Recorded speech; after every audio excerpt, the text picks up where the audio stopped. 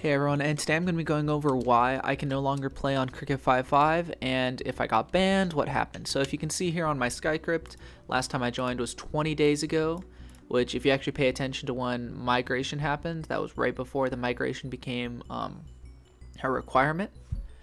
And so what basically happened is I don't have the email password or just the email for Cricket55, which was my main account.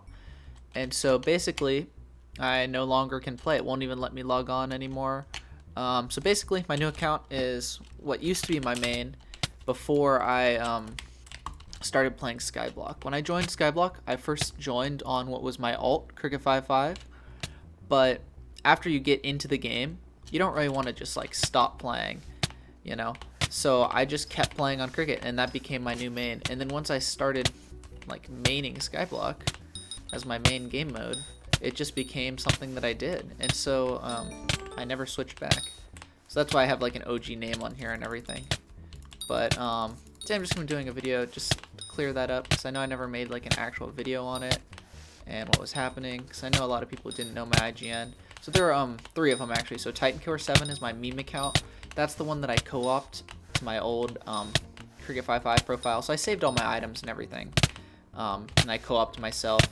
I just don't have my 2 years plus of booster cookie, my fame rank, any of that stuff is just gone now, and which is pretty sad, but it's not the end of the world. I've still grinding some gear back on Ravi. I've gotten like Combat 42 right now, which isn't bad. I already had some because I'd had minions down for a while, but I don't have any fame rank anymore. My booster cookies are gone, and my other accounts are just like to AFK. So I AFK at my minions on the old Cricket55 profile with Titan7, the account, and then I AFK on Ravi's island with my account Cameron_mind, which just with the spider pet, so my minions are a little faster.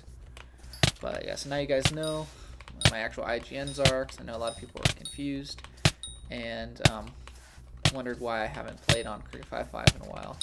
Also, if you guys can't tell what I'm doing in the background here, ghost grinding with Mastiff is so good. It's so like fun. Like here, I'm not a ghost grinder, right? I'm Combat 42, which most people would think is too low. But when you use, because I've got such good talisman, I can just use Mastiff, and you don't die, and it actually does good damage. So what's funny is that even if I used what would be technically better gear, which is a Warden and Frozen Blaze, because I don't have F7 comp on here yet, so I can't use it, Necron.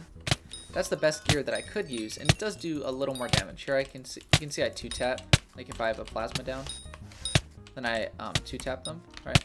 1, 2, but it's still only 2 taps, because I do slightly more damage with the Warden, Giant Sword, and Frozen Blaze, but it's still not enough to 1-tap.